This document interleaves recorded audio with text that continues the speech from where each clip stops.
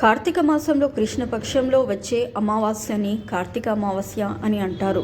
December 1వ తేదీన ఆదివారం నాడు కార్తీక అమావాస్య ఏర్పడింది. దీన్నే భౌమవతి అమావాస్య అని అంటారు. డిసెంబర్ 1వ తేదీన కార్తీక అమావాస్యతో కార్తీక మాసం ముగిసిపోతుంది.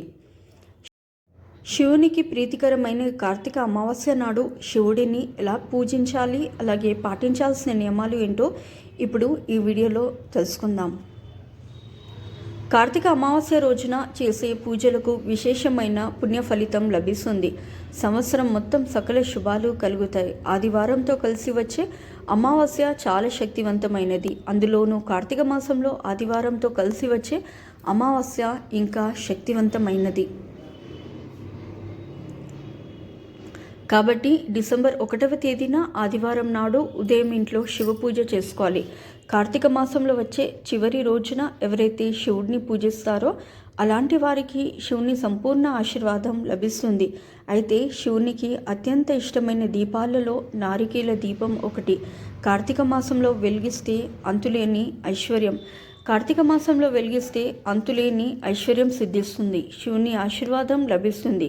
నారికేల దీపం అంటే కొబ్బరి చిప్పలో ఆవు నెయ్యి పోసి అందులో 3 వత్తులు వేసి శివుని ముందు ఈ కొబ్బరి చిప్ప దీపం వెలిగించాలి. కార్తీక మాసం చివరి రోజున ఈ నారికేల దీపం వెలిగించిన వారికి ఈ సంవత్సరం మొత్తం సకల శుభాలు చేకూరుతాయి. కొబ్బరి చిప్ప దీపం వెలిగించలేని వారు పిండి దీపాలు వెలిగించినా సరే కోటి జన్మల పుణ్య ఫలితం లభిస్తుంది. బియ్యం పిండిలో కొన్ని ఆవు పాలు పోసి అలాగే కొంచెం బెల్లం తురుము వేసి చపాతీ ముద్దలుగా కలుపుకొని 2 పిండి దీపాలు తయారు చేసుకోవాలి. అందులో ఆవు నెయ్యి పోసి ఒక దీపంలో 5 వత్తులు వేసి శివపార్వతుల పటం ముందు దీపారాధన చేస్తే మీ ఇంటికి అఖండ రాజయోగం కలుగుతుంది. శివ పూజలో నైవేద్యంగా ఒక చిన్న బెల్లం ముక్కను సమర్పిస్తే అనంతకోటి పుణ్య ఫలితం లభిస్తుంది. ఈ కార్తీక అమావాస్య నాడు ఇంట్లో ఉన్న ప్రతి ఒక్కరూ ఖచ్చితంగా తలస్నానం చేయాలి. ఇలా తలస్నానం చేసేటప్పుడు తలకి షాంపూని పెట్టకుండా తల మీద నీళ్లు పోసుకోవాలి. ఈ కార్తీక అమావాస్య రోజున శివాలయానికి వెళ్ళి శివుడిని దర్శించుకున్న వారికి ఖచ్చితంగా కైలాస ప్రాప్తి కలుగుతుంది.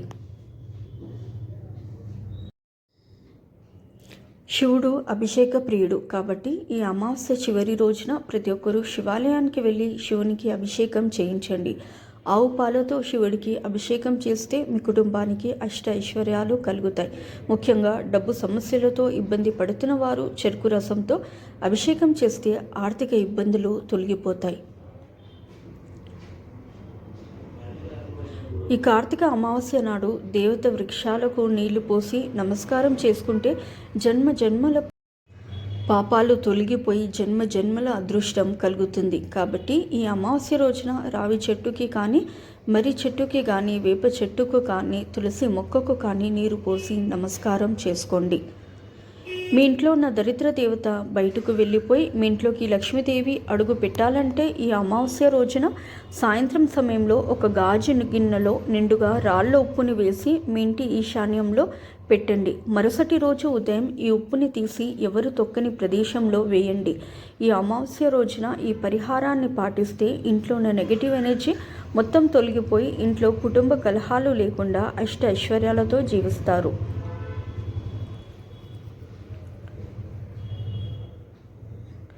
శివునికి అత్యంత ఇష్టమైన వాటిలో బిల్వపత్రాలు ఒకటి. 3 ఆకులు కలిగి ఉన్న ఈ బిల్వపత్రం శివునికి 3 కన్నులు లాంటివి. కాబట్టి ఈ కార్తీక అమావాస్య రోజున శివునికి బిల్వపత్రాలు సమర్పిస్తే మీ జీవితంలో ఎలాంటి కష్టాలు లేకుండా పరమేశ్వరుడు మీ కుటుంబాన్ని రక్షిస్తూ ఉంటాడు. అలాగే లక్ష్మీదేవి కన్నీటి నుండి ఉసిరి చెట్టు ఉద్భవించిందని నమ్మకం. కాబట్టి శివుని ఆశీర్వాదంతో పాటు లక్ష్మీదేవి కటాక్షం మీ ఇంటిపై ఉండాలి.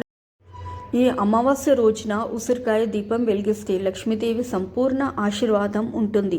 ముఖ్యంగా అమావాస్య నాడు ఉసిరి చెట్టును ముట్టుకొని ఉసిరి చెట్టుకు నమస్కారం చేసి మీ మనసులో ఏది కోరుకున్నా సరే అది ఖచ్చితంగా నెరవేరుతుంది. ఈ కార్తీక మాసం చివరి రోజున సాయంత్రం 6 గంటల సమయంలో ప్రతి ఒక్కరూ తప్పకుండా ఇంటి గుమ్మం ముందు 2 దీపాలు వెలిగించండి. అలాగే అనారోగ్య సమస్యలతో బాధపడేవారు ఈ అమావాస్య రోజున ఏదైనా అమ్మవారి ఆలయానికి వెళ్ళి నిమ్మకాయ మాలను సమర్పిస్తే అనారోగ్య సమస్యలన్నీ తొలగిపోయి ఆయురారోగ్యాలతో జీవిస్తారు. కార్తీక అమావాస్య రోజున రాత్రి సమయంలో ఆహారం తినకూడదు. రాత్రి సమయంలో ఆహారం తినకుండా ఖచ్చితంగా ఉపవాసం ఉండాలి. మన హిందూ ధర్మంలో గుమ్మడికాయను లక్ష్మీదేవి స్వరూపంగా భావిస్తారు. ఏ ఇంటి ముందు అయితే గుమ్మడికాయ ఉంటుందో అలాంటి ఇళ్లలో ఎలాంటి కష్టాలు లేకుండా సిరి సంపదలతో జీవిస్తారు. కాబట్టి ఈ కార్తీక అమావాస్య నాడు కొత్త గుమ్మడికాయను మీ ఇంటికి తెచ్చుకొని గుమ్మడికాయకు పసుపు బొట్లు పెట్టి మీ ఇంటి గుమ్మం ముందు కట్టి గుమ్మడికాయకి ధూపం వేయండి. గుమ్మడికాయ కట్టలేని వారు కలబంద మొక్కను వేలాడదీయవచ్చు. మన కుటుంబంపై నరదృష్టి పడితే మన కుటుంబంలో ఎన్నో సమస్యలు ఏర్పడతాయి. కాబట్టి కార్తీక అమావాస్య నాడు ఇంట్లో ప్రతి ఒక్కరూ కల్లుప్పుతో దిష్టి తీసుకోండి. దీనివల్ల ఎదుటివారి ఏడుపులు మన కుటుంబంపై పడకుండా ఉంటాయి. అమావాస్య రోజున తలకు నూనె రాయకూడదు. అలాగే భార్యాభర్తలు బ్రహ్మచర్యం పాటించాలి.